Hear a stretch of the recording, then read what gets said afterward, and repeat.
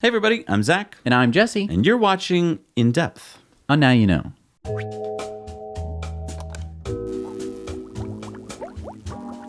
Sponsored this week by abetterrouteplanner.com. This is the software we used to drive all throughout Europe to find the next charger, to make sure that we were going to get to where we wanted to go, and we could even use waypoints using it. Right, Pretty you can plan in advance all sorts of wonderful features that currently you don't have in a Tesla or any electric car. And now the browser's so fast in most of the Model 3s and Model S's and X's that you can use it right there in the browser. We're also sponsored by ecoware.us. Check these out.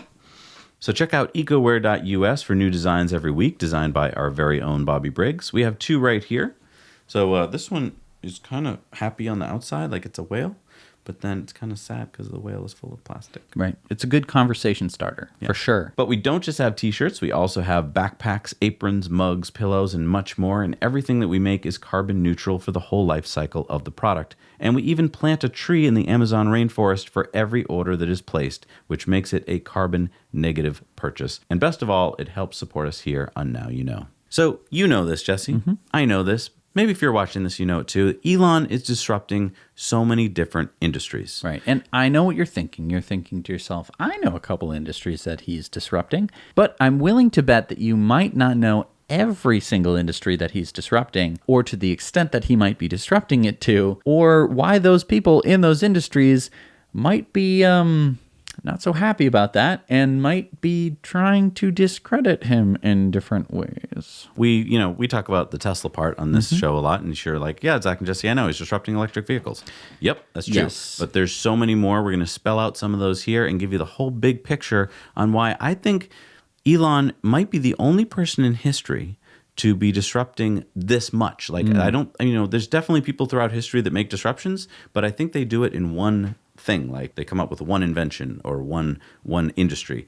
Elon is disrupting so many. So let's check some of them out. All right. The first that most you may not know much about is Starlink. So what is Starlink? So Starlink is part of SpaceX, which is one of Elon's companies. SpaceX, as you know, has the reusable rockets. We're going to talk about those later. We're currently talking about Starlink. Starlink is going to be this array of satellites around the world, giving constant internet to the entire world. So think about that for a second now, because the entire world gets the internet a certain way, usually hardwired.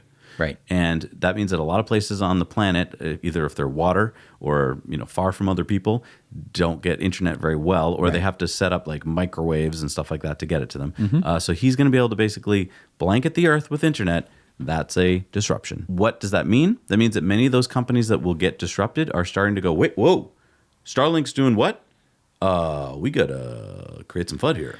Right. Because basically anywhere that there isn't like a cell tower giving you 4G data is somewhere that Starlink is going to be like, hey, would you like some internet that you don't currently have? And people are going to be like, yes, I didn't even think that I was ever going to get internet. Thank you very much, Elon. So what is some of the FUD that these companies are starting to spread? Right after Elon launched his first Starlink satellite launch of 60 Starlink satellites, there was this amazing footage of the 60 satellites all going into their respective orbits, taken from an amateur astronomer who lined up, knew exactly where to find them, and it found them streaking across the sky. Yeah, we reported on that last week, I think. And a lot of news stations jumped on this and said, I can't see the moon! This is going to ruin the night sky. You're not going to be able to see anything except these satellites. Yeah, and let's go to this tweet here from Varun Ramesh. She says, any thoughts on Starlink satellites causing space debris and lighting polluting the sky, according to what some people are saying? And Elon said, there are already 4,900 satellites in orbit, which people notice about 0% of the time. Starlink won't be seen by anyone unless looking very carefully, and will have about 0% impact on advancement in astronomy. We need to move the telescopes into orbit anyway. Atmospheric attenuation is terrible. So I know a lot of people look at a picture like this and they say, well, that proves our point. The Earth is encircled by white dots and we'll never be able to see outside. Those dang Starlink satellites. Look at all of them everywhere. Those, by the way, are not Starlink satellites. Those are the satellites that are currently in the night sky. But also I'd like to point out, that's really not what it looks like. No, because the satellites pictured here are not that big as these little teeny tiny specks. In fact, they're much smaller than these teeny tiny specks. They're only teeny tiny specks here just so that you can see them. They've been blown up to huge. I mean, this is gigantic. Right. If you think about it, these little tiny that's pixels. That's like building size pixels there. Huge spaceship size. It's the equivalent things. if you had, a mosquito at the top of a tall building in your town. That is what it would. You can't see it. You can't see these satellites. Right. That's why images of the Earth don't look like this. Right. They look like the Earth because the satellites are super, super, super tiny. So let's talk about space junk for a second. Starlink's satellites are going to be in low Earth orbit, which means that they're going to be very close to the Earth. You can have satellites in many different orbits. The moon is orbiting the Earth. That is a satellite of the Earth. Low Earth orbit is very close to the Earth. In fact, you can hardly tell that it's the Earth below you. You can just barely make out the curvature of the Earth below you as these satellites are orbiting. And what that means is that there is still some atmosphere, right? The atmosphere just sort of trails off as you go higher and higher, which means that they're in still a little bit of atmosphere. So even if these satellites were not deorbited, which is where you basically shoot a retro rocket from the satellite to slow it down and have it burn up in the Earth's atmosphere. Even if you don't do that, it will slow down over time. Say if you lose communication with the satellite, the orbit will deteriorate over time, and it'll eventually burn up in the atmosphere, which is just what you want to have happen. And Elon's even said that he can turn his satellites into catchers of other satellites to take them with them when they die to take some of the space junk out of the atmosphere. Right. Why are we talking about Starlink? Because it's so disruptive. Think about how you get internet right now. Right. And you probably get it from a wire or a cable. And even if you don't, it's probably some very expensive array of microwaves that get it to your location. Right. But if you're in most places on Earth, the oceans or a very depopulated place, or many different continents of the world, you don't get any internet. Right. And so what Elon's going to be doing is providing internet to everybody at a very low cost. Well, think about the industries that deliver it now, and they are finally going to meetings where they go, "Oh crap, this is a competitor." Right. And they're not just a competitor like, well, I'm Comcast, you're Verizon. They're going to do it in a completely different, cheaper way. And keep in mind that you probably pay for internet, say, to Comcast. Comcast has an agreement with Time Warner Cable and other giant telecoms to basically, they carve out little sections and they say, okay, we're going to be a monopoly over here. Right. There's no other way you can get internet, so we can charge whatever we want. And then Time Warner Cable, you can have that monopoly over there. Right. You can charge whatever you want. We're both making a ton of money because we can charge whatever we want for you to pay for the internet, and we're all happy. And we're also going to make you bundle your phone. Right. Even though who needs a landline phone anymore? All these telecom companies are the worst. Anytime you call Comcast for anything, it's just the worst. Right, and Starlink is going to be able to come into any of these markets. Every market. And be another competitor that was not possible before. And so, we're seeing a lot of this pushback and a lot of this FUD. And this is a pretty interesting tweet. Fraser Kane says, if they help billions of people in remote locations inexpensively access the internet, it's a price I'd be willing to pay. Elon says, exactly. Potentially helping billions of economically disadvantaged people is the greater good. That said, we'll make sure Starlink has no material effect on discoveries in astronomy. We care a great deal about science. Who the hell says that as a CEO of a company?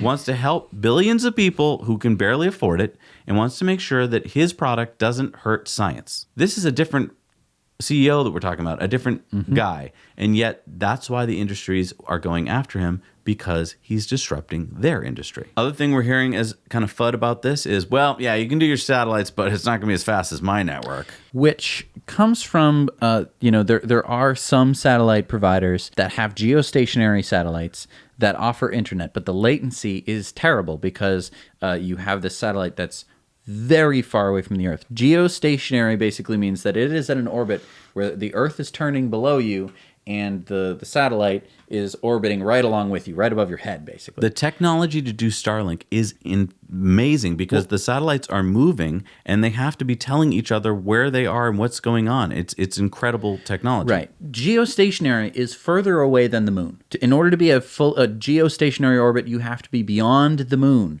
to be able to stay above a certain area and give that thing internet. So you're sending data at the speed of light to this satellite, and then it bounces it to another satellite, and that bounces it back down to Earth, the latency is very high. Right. These low Earth orbit satellites, not that far. Quiet Villager says, I believe that Starlink will be something good, but what about latency in online video games? And Elon says, aiming for sub 20 millisecond latency initially, sub 10 millisecond over time, with much greater consistency than terrestrial links, as only ever a few hops to major data centers. So what this means is it's great for gamers and people who want to have an online video game where they're all playing the same game, because now you have lower latency.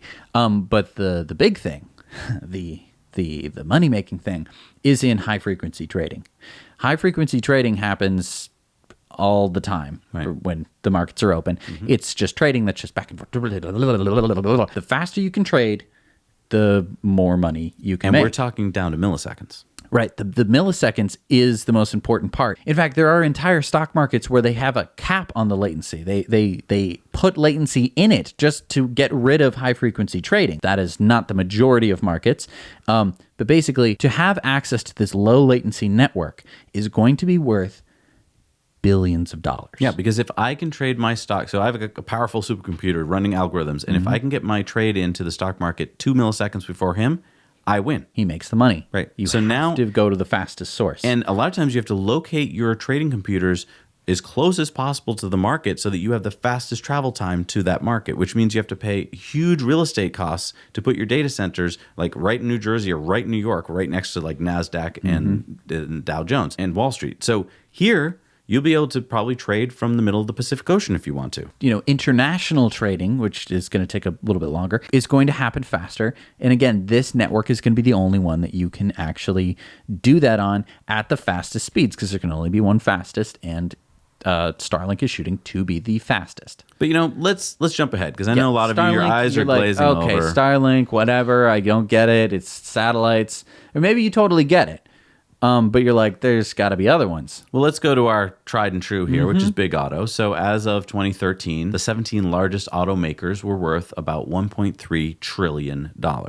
Now, these 17 automakers are making ICE cars. They're really good at making internal combustion engines. That's what they've been learning to do for over 100 years. Now along comes Tesla, and they're not going to use those engines anymore. And we believe that basically a lot of these companies, if not all of them, are going to go out of business because they're not learning how to make EVs, and they are not even trying for the most part.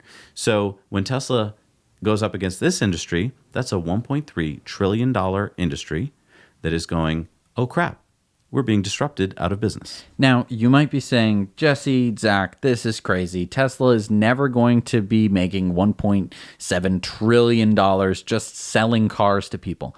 And that may be true, but what they are actually doing is disrupting the industry. They're opening it up, kind of culturally, technologically, open to whoever wants to start. Because basically the barrier to entry is now equal for all companies. Right. If you wanted to start an electric car company, it wouldn't be much harder for you to start an electric car company than it would be for Volkswagen to start an electric car company. Because you all have to learn from the beginning. You all have to start from square one. Now, a lot of people will say, well, Jesse, that can't be true because you're forgetting one important fact. All these auto manufacturers are making EVs, and they're going to compete with Tesla, and they're better at this, so they're going to put them out of business. The argument for competition is coming for Tesla is a fuddy one. It's one that doesn't really have much basis in reality. I wish it did. I wish tomorrow VW and Toyota and Honda and all the other car manufacturers and GM and Ford would say, we're making EVs. We're going to make so many gosh darn EVs. It's going to make your head spin. These things are the best. We learned all the tricks from Tesla, and we were putting all those tricks into our cars, and then it's going to be awesome, right? I would love that. And Tesla went out of business, so be it. Who cares? Because that would be a greener, better future for our entire planet. But let's look at where we stand. Right. Tesla came out with the Model S in 2012. There has not yet been a car that can even compete with the 2012 Model S. Right. let's look at probably the closest competition I can think of, which would be the Audi e-tron. Right. It's one that's actually selling. Yep. Albeit not a lot, but it is actually out there and selling. And this is, always been claimed as the Tesla killer. Yep. It's a big competition. Well, let's put them head to head. Yep. Okay. So here is the Audi e-tron. It goes 0 to 60 in 5.5 seconds. Awesome. Nothing to scoff at or anything. But the 2012 Model S did it in 3.9 seconds. Okay. Well, that's not all. Let's go with horsepower. Size of the motor. Right. e-tron, 402 horsepower. That's Awesome. 300 kilowatts. Yep. 2012 Model S, 416 horsepower, 310 kilowatts.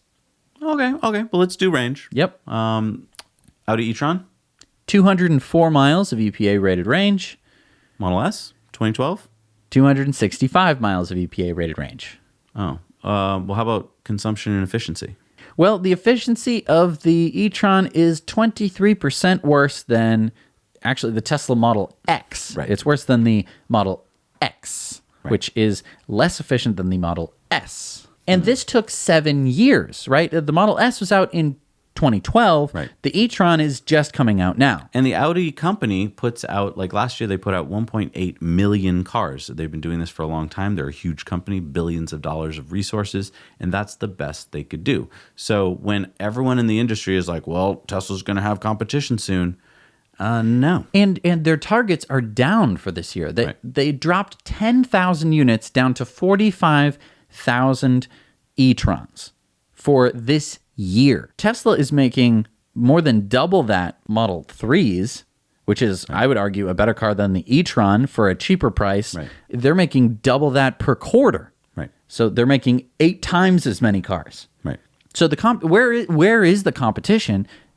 It's really nowhere in sight. They're disrupting this industry. They went after battery manufacturing so heavily, so early. They are way out ahead of all of the other manufacturers. And that's a really good point. When you talk about batteries, by doing this for cars, they realized there's a new industry they could disrupt, which is energy storage, which wasn't even really a thing before other than hydro. Right. So they basically have come up with battery storage. So now you have the Tesla Powerwall, the Power Pack. These are the first time really that these products have existed in any kind of real economy of scale. So now you have the advantage that Tesla has in the marketplace where they're putting Tesla Powerwalls into people's houses as we speak so that they are reliable. You don't have blackouts and brownouts. You can store your solar energy and sell it to the grid cheaper when you want to. You can start to create microgrids. And in the case of places like Southern Australia, you have the ability to completely change their entire electrical grid, which used to have just completely unreliable power and now has completely stabilized and reduced the cost to the customer. Right. And they're disrupting that industry because as soon as people realize I could put solar on my roof and I could put a battery in my basement, and now I don't have to pay for electricity every month. That bill is gone. And in fact, I could be selling the power back to the grid if I made enough. People are going to quickly go, why am I paying money to the grid? So you see, that's the power utility industry that's being disrupted. Right. Multi-trillion-dollar industry that are sitting around going, oh, crap, we're not doing this. Right. We could either get into this business or maybe it'd be just faster and cheaper to just put a bunch of ads about how this is stupid. Like we heard that in Australia, right? All the major politicians were told the same line, like just say it's not going to work. Right. He won't be able to deliver it on time. Oh, that didn't work. He did deliver it. Right. It won't work though. Right. Oh, it's stupid because we have the world's largest banana too. It doesn't mean anything. Right. The battery, it's practically almost paid for itself by now. Exactly. It's going to pay for itself in 2 to 3 years, including since when it got put in. But do you see what the first step taken by each of these industries is? Instead of going, "Wow, great job. Let's learn from you. Jump let's on do that. it." It's Instead, fight it. It's the first few years is always fight it, and that's stupid of them for 2 reasons. One is they're wrong. 2 is they're falling further behind. Right. So that's dumb. Let's go to the next one. Let's go to the next one. This one, actually, I think they are not fighting as much. They are trying to catch up, but Tesla is so far ahead, and that is ride hailing, ride sharing, Uber and Lyft. I'll tell you why. It's a nascent industry. It's very young, and they don't have the resources. These are companies. I know you might be thinking, well, Uber, $50 billion valuation, Lyft, similar. So that's $100 billion. That's on paper. These are tiny companies not making any money right now. They do not have a budget big enough to fight. I mean, look, you've probably seen maybe an Uber or a Lyft ad on television. Right. They barely have enough money to advertise on television. Yep. So that's why they're not fighting Tesla so hard, and why they're young and they get it, and they're going, oh, crap, yeah, we see this. We have to do this too. And what are we talking about? We're talking about Tesla robo-taxis and the Tesla network. Right. So the idea that all the cars that Tesla is building have the hardware, have the capability to drive themselves anywhere they want, pick up whoever they want, and deliver them for money to wherever that person wants to go without a human driver. Without a human driver is a huge disruption. Yes. Because for the longest time, to get anyone from anywhere, you needed someone controlling the vehicle to get you there. Unless it was a horse and you had fallen asleep or something like that. Vehicles have not been able to drive themselves, ever. Right. We had trains. You still had to operate the train. Tesla is going to have robo-taxis within the next few years, and they're going to be able to drive themselves. And what that means is Tesla is going to be able to have a network of cars that can be operated for way less money than an Uber or a Lyft car, right? It's going to be running on electricity, which is super cheap. It's going to not have as much maintenance because it's an electric car. It doesn't have an exhaust system and a transmission and a water pump, things that typically go on your gas car. It's not going to have a human driver. All of these different factors that make it so much cheaper, which means that they can undercut the competition. Oh, do you want to get an Uber or Lyft somewhere? No, let's get a Tesla. It'll be cheaper. Do you see how fast they've disrupted? They disrupted something that just disrupted. Right. Uber and Lyft were just beginning to disrupt taxis. Right. And then along came Tesla and is about to disrupt them. That's how fast they're innovating. Right. Let's talk about Tesla insurance, something that hasn't even happened yet. Right. Insurance, that boring old thing you thought would never change. Tesla's coming along and going, hey, we've got data. We can disrupt it. Right. So what happens? Warren Buffett comes out and says, whoa, that's a very difficult industry. You're not going to be doing very well in that industry. I know all about it because I own a bunch of insurance companies. So why don't you stay away from it, Elon? You know why he's saying that? He knows that they're about to eat their lunch. Right. He's saying, back off, please. I'm going to lose all my money. And how big is the insurance industry? Multi-trillion-dollar. Right. Let's talk about this industry, the Boring Company, tunnels. So if it's true that the Boring Company will start doing it better than every tunnel boring company out there, that's going to disrupt the tunnel industry. How big is that industry? Well, it's about 6 to 7% of the global infrastructure market. Yeah. Think about that for a second. Every time you pass a construction site, 6 to 7% of that is going to be disrupted. It's about $1.5 trillion. While we're talking about trillion-dollar industries, let's talk about big oil, because we talk about big auto, but what goes into the autos is oil. Right. So that's a $2 to $3 trillion market, the oil market, and about 60% of that oil gets turned into diesel and gasoline for the transportation market. Where is that going to go when we're not burning it anymore? We're using electric vehicles. It's going to stay in the ground. That money is not going to be going to the big oil companies. And the big oil companies, they don't really have a pivot. They can't be like, oh, well, we'll just start pumping that other stuff. No, there's nothing else to pump. No. You can't take your drills and start drilling for, what are you going to drill for? Right. Nothing. And again, they could have jumped on the bandwagon and said, hey, let's start buying solar panels and wind turbines. We've got all this money. Right. So much money. Trillions and trillions and trillions and trillions and trillions of dollars. And we could retrain our people to do that instead. Wouldn't that be? It's a more fun job, don't you think? But no, they didn't do that. No. And they're fighting tooth and nail. Like, I don't know if you know this, but they are fighting tooth and nail to try and convince you and everyone else and your congressperson that climate change doesn't exist, or if it does exist, it's not caused by humans, or if it is caused by humans, that it's not that bad because, it'll open up all this Arctic shipping. Right. Or it won't happen for a while, so don't worry about it. It won't happen for hundreds of years. Yeah. Don't worry about it. Let your great-great-great-great-great-grandchildren worry about it. So what do? They take every little tidbit they can, they analyze it like a coach would at a football game, and they find out a little weakness. And so, for instance, in Elon's latest emails that he sent out to his employees, instead of reporting the whole story, they just took well, we're going to run out of money in 10 months. This one sentence that was not true. Right. Okay, they were going to run it. There's like 4 ifs here. If they were going to continue at the same burn rate as Q1 of this year, which had a lot of delivery delays, which led to the deficit in profit, and if we were just looking at the money that they had just raised, Right. they did a capital raise, just that money, and that was to continue forever, they would run out of that money In 10 months. in 10 months. Not all of the money in the bank, just that money specifically. But what did we hear? Tesla's going to run out of money in 10 months. Yep, that's the end of that. Bull. That's a lie. They lied to you. Right. Why? Why would they lie to you? They're a news organization. Could they be doing that because they want you to think that the company's going out of business, which means don't buy the stock, sell the stock, run the stock as low as possible so Tesla can't raise money easily, because maybe that way we can put the company out of business. If we can't do it the old-fashioned way of just competing better, let's just FUD them to death. That's one way to look at it. Or you could read the damn letter and look at it that basically Elon's trying to get his 45,000 Tesla employees to work as hard as they can to cut costs wherever possible. And by sending out one little email, instead of having to have months of meetings and charts and you know, let's fly 10 people here for a meeting and fly 20 people there, one email, he gets all 45,000 employees to go, oh, wait, I should really be looking for cost-saving measures because A, anything I do is going to go across his desk, and he'll see it. And B, this is important.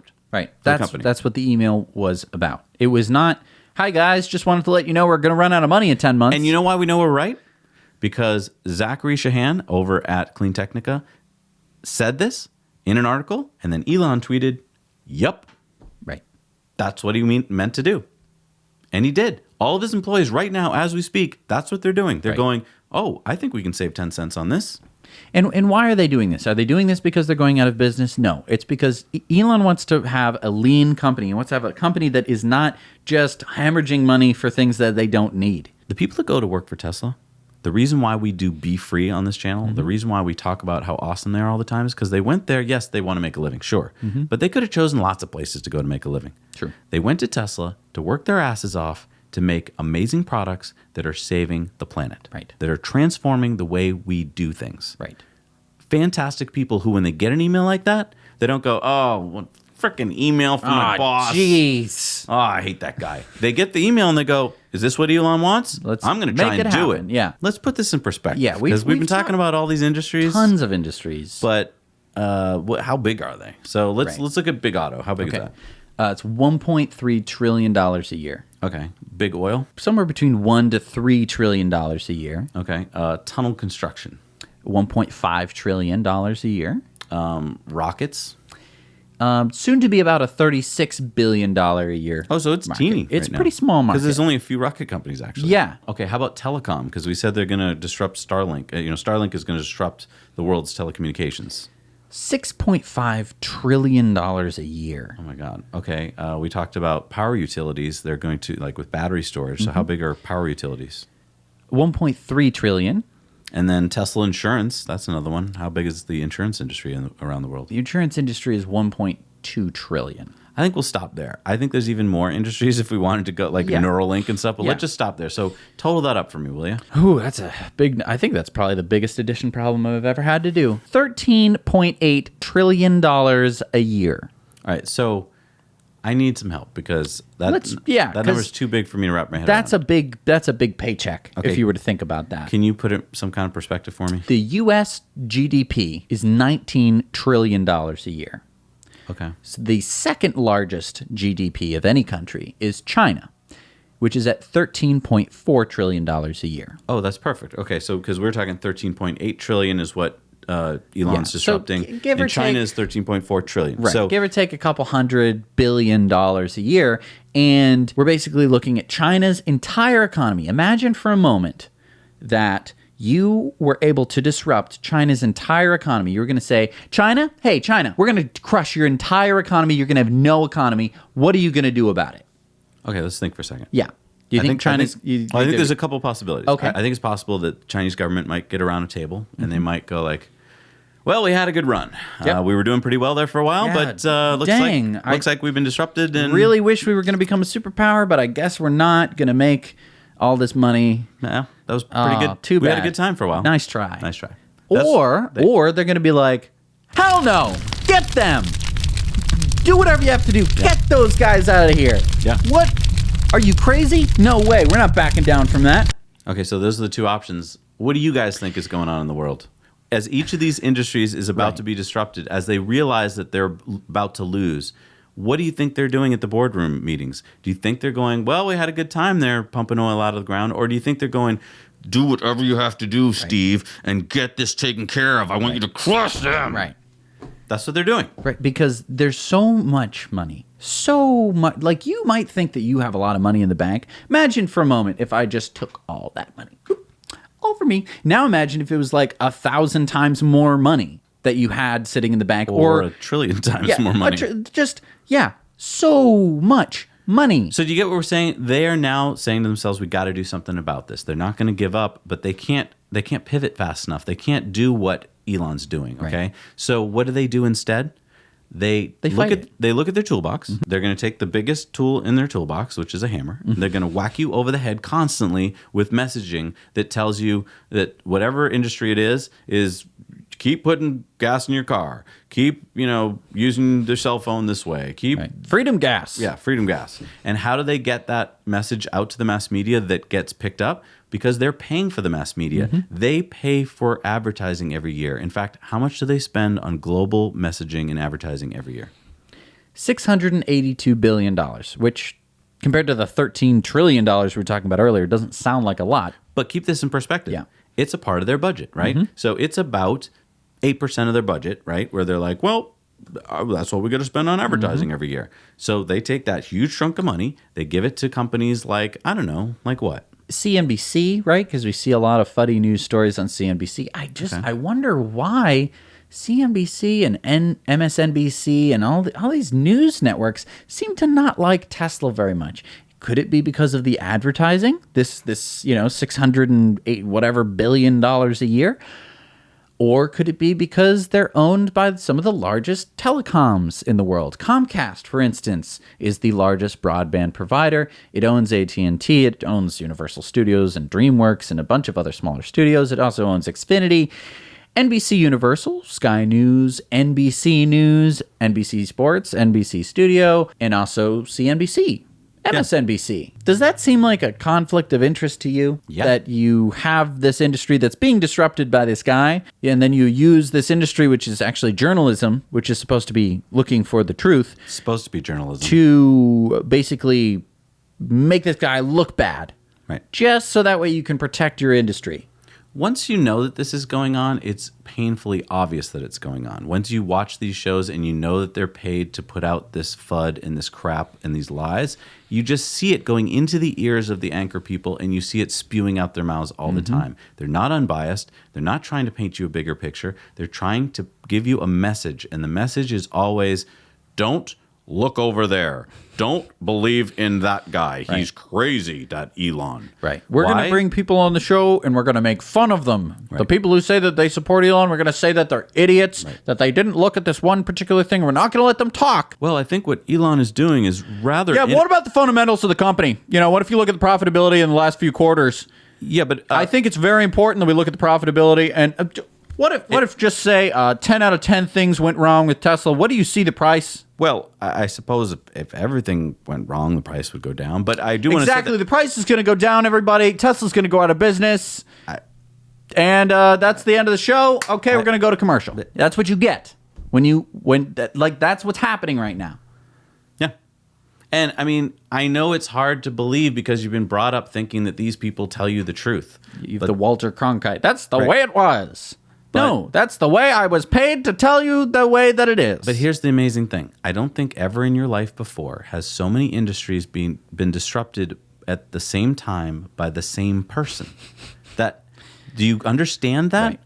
We've just, I think, painted the picture for you that all these industries worth basically an entire country's GDP. The second largest country by GDP. are being disrupted. I think we were pretty conservative, actually, in the value of the industries. We didn't even dive deep. We just kind of roughly on the back of an envelope numbers, we just showed you that this one guy, Elon Musk, is disrupting the entire planet. And again, people are going to say, but Jesse and Zach, Elon can't possibly be going to ever make this much money. And he's not.